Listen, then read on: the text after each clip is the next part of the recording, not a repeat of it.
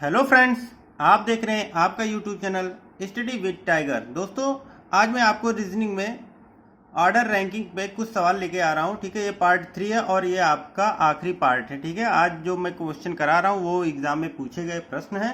ठीक है, तो आप इनको देखिए और यदि आपको ये वीडियो अच्छा लगे तो प्लीज़ लाइक करिए, सब्सक्राइब करिए हमारा चैनल और प्रेस बेल आइकन, जिससे आपको लेटेस्ट नोटिफिकेशन समय समय पर मिलता रहे। तो आइए हम स्टार्ट करते हैं। ठीक है, लेट्स स्टार्ट। हम क्वेश्चन नंबर 3 से स्टार्ट करते हैं। ठीक है, एक कक्षा में शैलेश ऊपर से 7वां है, वह अनुपम नीचे से 18वां। यदि सुरेश जो अनुपम से 2 श्रेणी ऊपर है तथा शैलेश 15 श्रेणी नीचे है, तो कक्षा में कुल कितने छात्र हैं? ठीक है, ऑप्शन आपके पास है 38, 40, 41 और 42। ठीक है, ऑप्शन मैं आपका लिख दे रहा हूं। ठीक है, ऑप्शन ए 38, ऑप्शन बी जो है 40 है, ऑप्शन सी 41 है और ऑप्शन डी जो है 42 है। ये आपके पास 4 ऑप्शन है। ठीक है, तो इसको कैसे करना है ये देखते हैं। तो हम इसको ग्राफ की मदद से कर लेते हैं। ठीक है, ग्राफ की मदद से करेंगे तो हम एक ग्राफ बनाएंगे इसका यहाँ पे ऐसे। ठीक है, तो क्या कह रहा है, एक कक्षा में शैलेश जो है ऊपर से 7वां है, तो ऊपर से 7वां है क्या? 7वां कौन है? शैलेश है। ठीक है, तो ये आपका शैलेश हो गया। उसके बाद क्या कह रहा है, अनुपम नीचे से 18वां है। अनुपम जो है नीचे से 18वां है। 18वां कौन है? अनुपम है। अनुपम जो है नीचे से 18वां है। ठीक है, ये हो गया हमारा।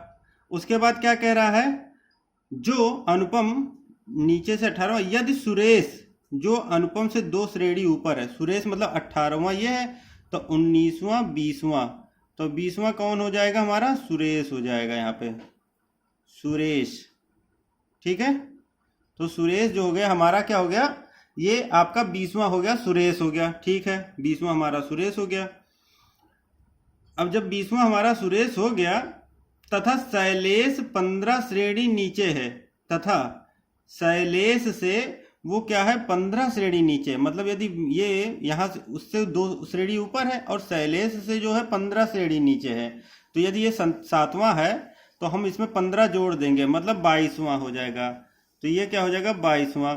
मतलब कहाँ से? ऊपर से। ऊपर से इसका 22वां हो जाएगा और नीचे से इसका 20वां हो जाएगा। तो हमारा मतलब नीचे से आपका हो जाएगा। ठीक है, तो नीचे वाले को हम क्या कहते हैं? बॉटम, और ऊपर वाले को आप लेफ्ट कर सकते हैं और नीचे वाले को राइट कह सकते हैं। ठीक है, हमने आपको बताया है पिछली वीडियो में, आप देख सकते हैं। तो हमें यहाँ पे टोटल निकालना है, टोटल। तो टोटल के लिए हम क्या लिखते हैं? टोटल हमारे लिए होता है लेफ्ट प्लस राइट और प्लस -1 कर देते हैं। तो लेफ्ट का मतलब हमारा हो जाएगा ऊपर वाला। ठीक है, लेफ्ट मतलब टॉप। ठीक है, LT और RB। ठीक है, लेफ्ट का L होता है, तो लेफ्ट मतलब ऊपर से देखेंगे तो ऊपर से हमारा हो जाएगा 22वां, और प्लस राइट मतलब बॉटम, बॉटम से हमारा कितना है? 20, और -1 कर देंगे, तो इसको हम जोड़ देंगे तो यह आ जाएगा हमारा 42 -1 बराबर 41। तो यही हमारा क्या होगा? आंसर हो जाएगा 41 हमारा आंसर होगा यहाँ पे। 41 जो होगा ऑप्शन सी। ठीक है, ऑप्शन सी जो होगा वो हमारा राइट आंसर हो जाएगा। ठीक है, समझ में आ गया होगा आपको, option C is a right answer. ठीक है, आइए देखते हैं अगला प्रश्न। 5वां प्रश्न जो है उसमें क्या है? चौथा प्रश्न। ठीक है, चौथा प्रश्न है, 5 लोग आपकी ओर मुंह करके एक पंक्ति में बैठे हैं। Y X के बाईं ओर है, W Z के दाईं ओर बैठा है, V X के दाईं ओर बैठा है और W Y के बाईं ओर। यदि Z पंक्ति के एक छोर पर बैठा है तो बीच में कौन बैठा है? तो बीच में कौन बैठा है, इसकी बात हो रही है, बीच में कौन बैठा है। ठीक है, तो हमारा क्या होगा देखते हैं। तो A आपका ऑप्शन दिया V X Y Z। ठीक है, समझ में आ गया। अब आइए स्टार्ट करते हैं। देखिए, 5 लोग आपकी ओर मुंह करके बैठे हैं एक पंक्ति में। ठीक है, उससे कोई मतलब नहीं है। Y जो है X के बाईं ओर है, तो Y होगा, तो X के बाईं ओर हो जाएगा। ठीक है, Y जो है X के बाईं ओर हो गया। W जो है Z के दाईं ओर है, तो अभी W और Z को हम नहीं लिखेंगे।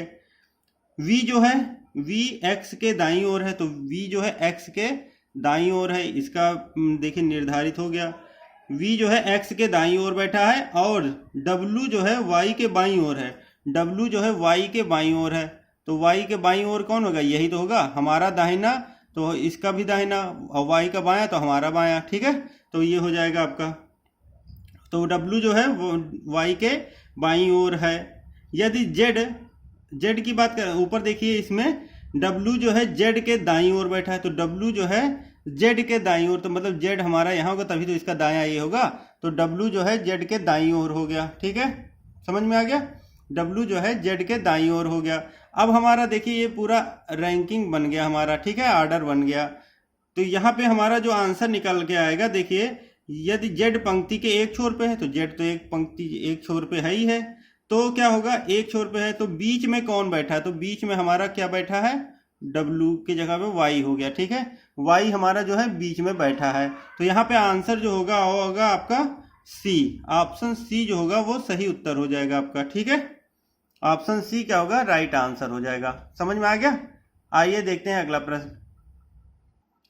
तो आइए स्टार्ट करते हैं पांचवा प्रश्न। 30 बच्चों की एक कक्षा में सरन शीर्ष से 9वें रैंक पर है, मनीष सरल से 5 रैंक नीचे है, तो तल से मनीष की रैंक क्या होगी। तो तल से मनीष की रैंक क्या होगी, इसको हम निकालेंगे। तो हम इसको निकालने के लिए क्या करेंगे, देखिए, ठीक है, एक हम ग्राफ बना लेते हैं। ग्राफ से हमारा देखिए बहुत इजीली सही हो जाता है, ठीक है। मान लीजिए ये 30 बच्चों की एक कक्षा है, ठीक है, ऊपर से नीचे तक मान लीजिए ऐसे इस क्रम में बैठे हैं, 30 बच्चे हैं। तो एक कक्षा में सरन जो है शीर्ष से 9वें रैंक पे है, शीर्ष से 9वें रैंक पे है सरन, ठीक है, 9वें रैंक पे क्या है, सरन है, 9वें रैंक पे है सरन।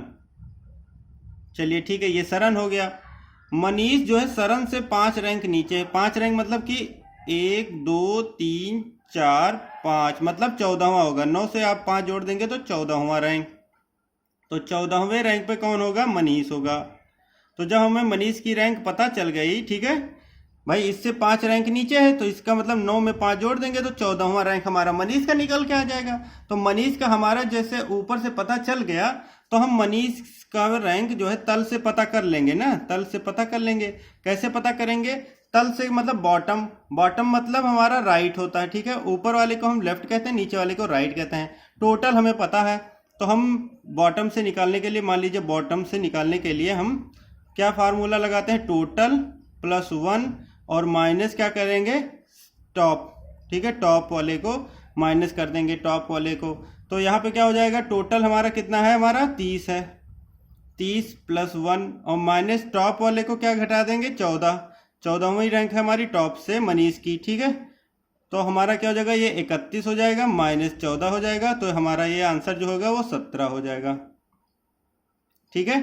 तो 17 जो होगा हमारा आंसर हो जाएगा। ये ऑप्शन किस में है, ऑप्शन ए में है 17, तो यही हमारा आंसर हो जाएगा ऑप्शन ए, ठीक है, 17। समझ में आ गया होगा आपको। आइए देखते हैं अगला प्रश्न। अगला प्रश्न है, ठीक है, आशा जो है गरिमा से भारी है, मीना जूली से हल्की है, पुनीता जूली से भारी है लेकिन गरिमा से हल्की, इन सब में सबसे भारी कौन है। ऑप्शन है गरिमा, पुनीता, जूली, आशा, ठीक है। तो इसमें बताइए कि कौन सबसे भारी है। तो हम इसको देखिए, भारी मतलब ऊपर वाले क्रम से लिखेंगे। देखिए आशा गरिमा से भारी है, तो आशा जो होगी यहाँ पे मान लीजिए हम आशा को मान लेते हैं, आशा, ठीक है, आशा जो है किससे भारी है, गरिमा से भारी है, तो गरिमा से भारी मतलब गरिमा से ऊपर हो जाएगी, ठीक है, बढ़ते क्रम में। मीना जूली से हल्की है, तो मीना और जूली का अभी कहीं पता नहीं है, मीना जो है जूली से हल्की है। पुनीता जो है जूली से भारी है, पुनीता जो है जूली से भारी है लेकिन गरिमा से हल्की है, गरिमा से हल्की है कौन, पुनीता, तो पुनीता का पता चल गया हमारा।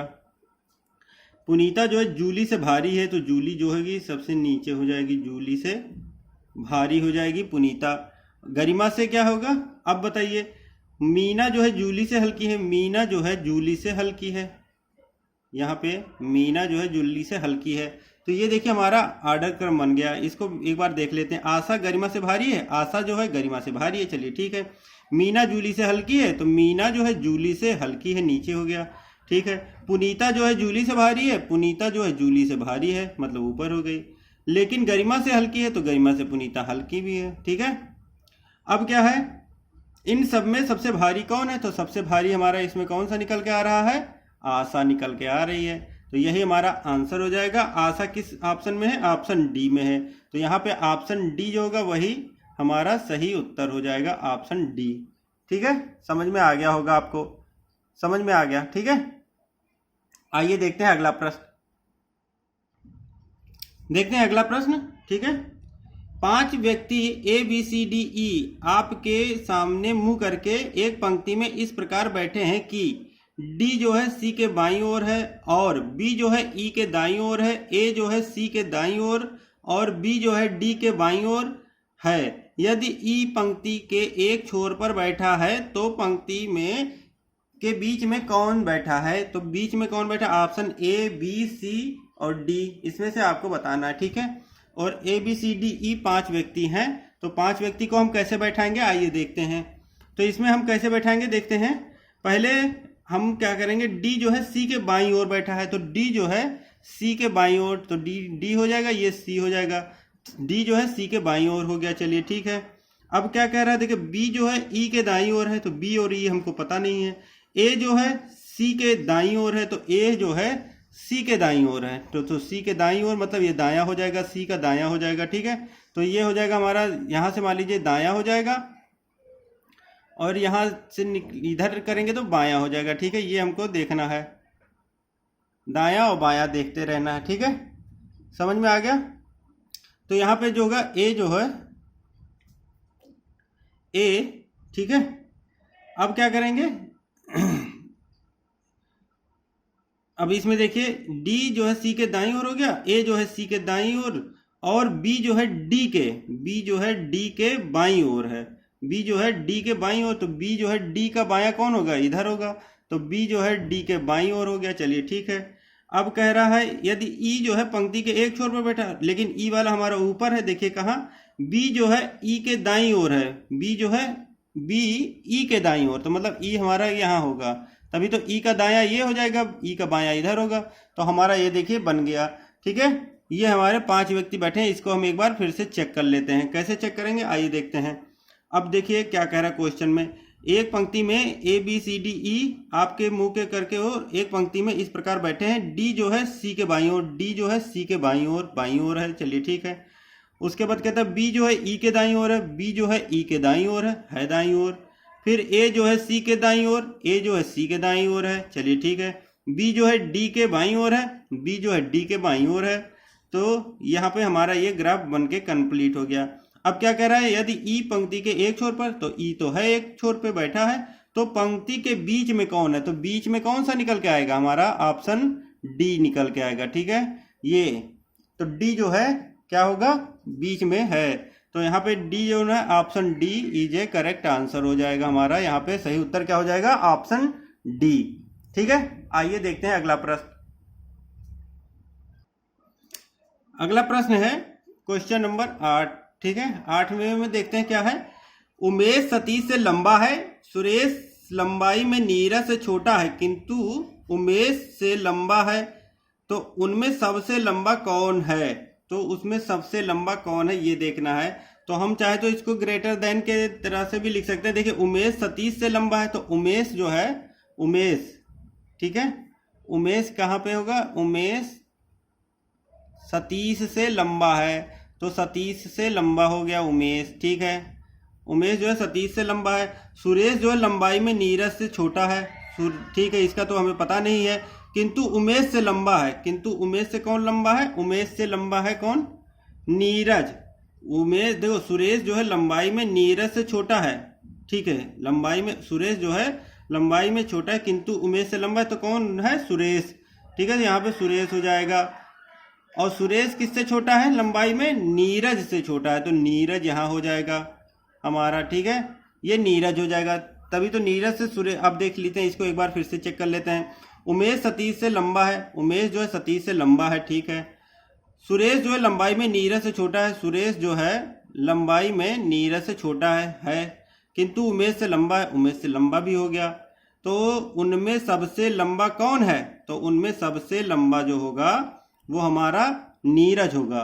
तो नीरज किस ऑप्शन में है? ऑप्शन डी में है। तो यहाँ पे ऑप्शन डी जो होगा वो राइट आंसर हो जाएगा। आपका सही उत्तर क्या होगा? Option D. ठीक है, यहाँ पे ऑप्शन डी जो होगा सही उत्तर हो जाएगा। समझ में आ गया होगा आपको। आइए देखते हैं अगला प्रश्न। इस प्रश्न को देखिए, लड़कियों की एक पंक्ति में कमला जो है बाईं ओर से 9वीं है और बीना जो है दाईं ओर से 16वीं है। यदि वे अपने स्थानों की अदला बदली कर लें तो कमला जो है बाईं ओर से 25वीं हो जाती है।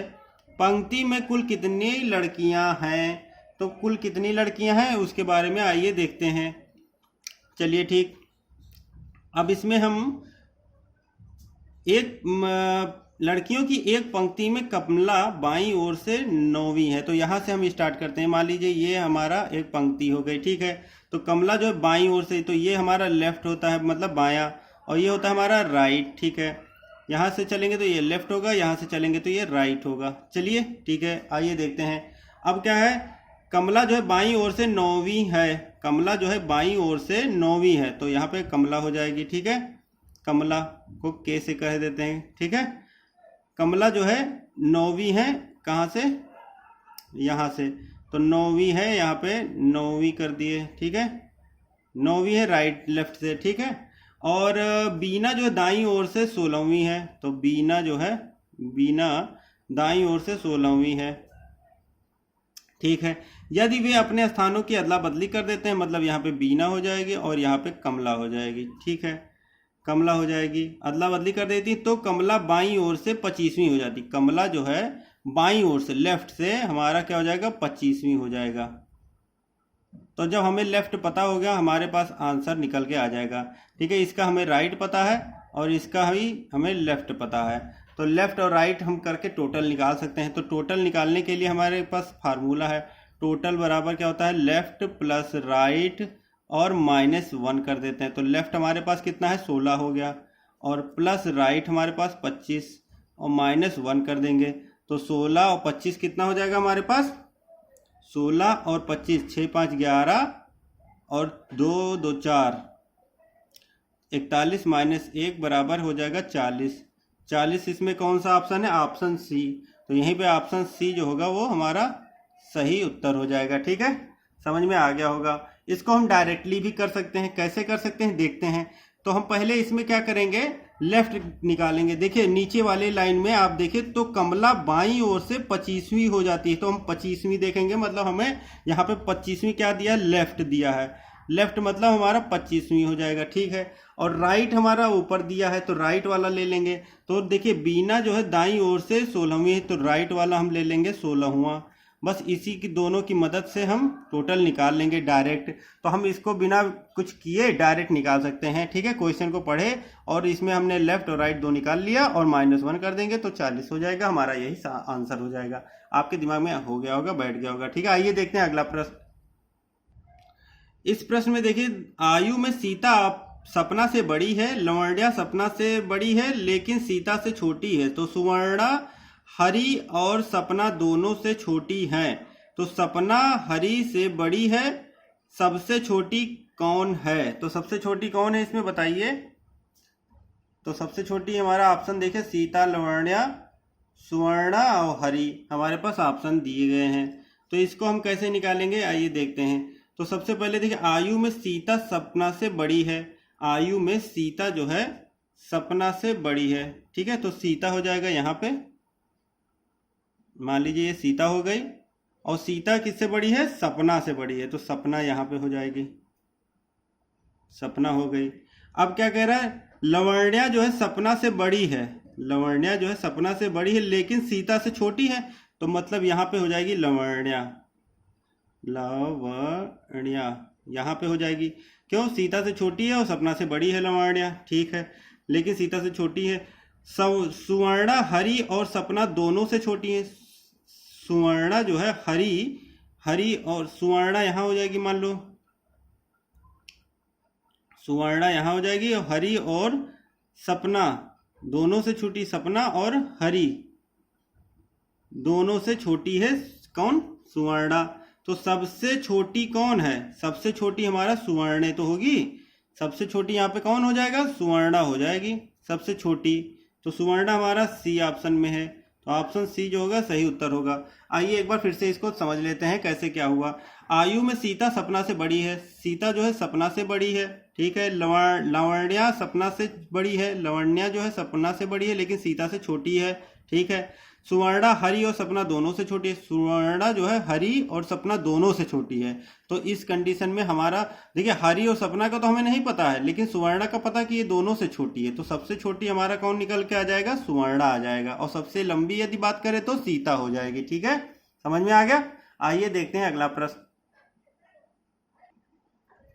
अगला प्रश्न है, एक परिवार घूमने निकला, पुत्री जो है अपने पिता से आगे चली, पुत्र अपने माता से पीछे चला रहा था और पिता से आगे। तो सबसे पीछे की बात कर रहा, सबसे पीछे कौन था? तो ऑप्शन ए पुत्र, पिता, माता और पुत्री। तो इसको हम देखिए कैसे करेंगे।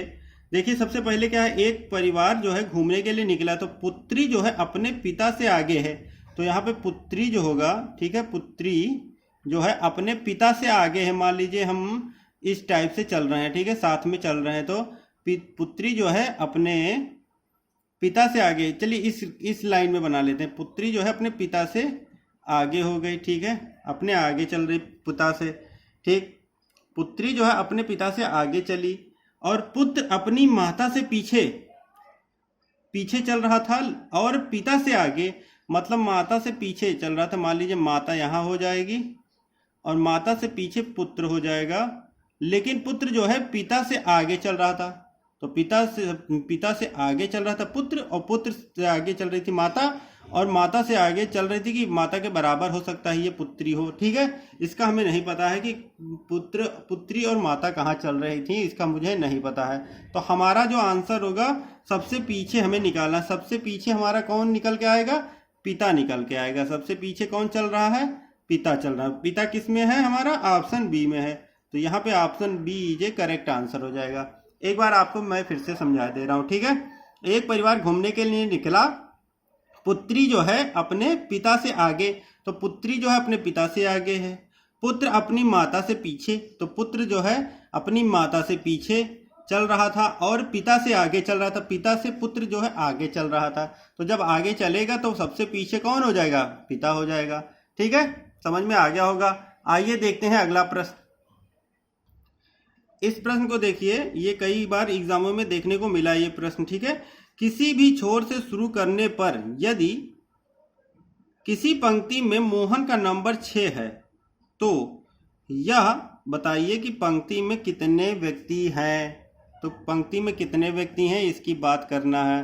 तो मान लीजिए ये 6वां नंबर है, ठीक है, तो 6वां इधर से भी होगा और 6वां इधर से भी होगा, ठीक है। ये कह रहा है मतलब लेफ्ट से भी 6वां है और राइट से भी 6वां है, ठीक है।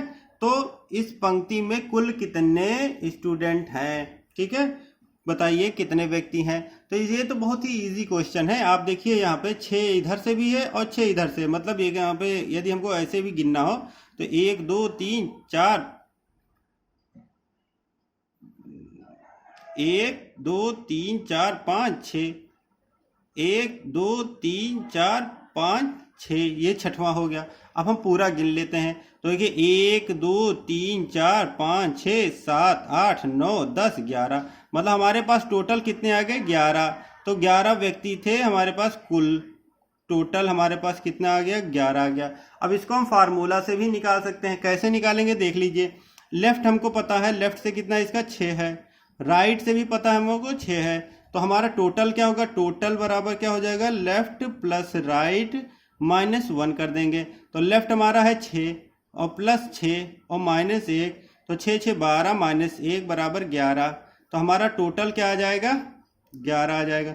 यही हमारा सही आंसर हो जाएगा। ऑप्शन ए हमारा जो होगा वो सही उत्तर हो जाएगा यहाँ पे, राइट ऑप्शन, ठीक है। समझ में आ गया आपको? तो बस आज के लिए बस इतना ही। यदि आपको ये वीडियो अच्छा लगा हो तो प्लीज़ लाइक करिए, सब्सक्राइब करिए हमारा चैनल और प्रेस बेल आइकन, जिससे आपको लेटेस्ट नोटिफिकेशन समय समय पर मिलता रहे। Thank you friends for watching my video. जय हिंद, जय भारत।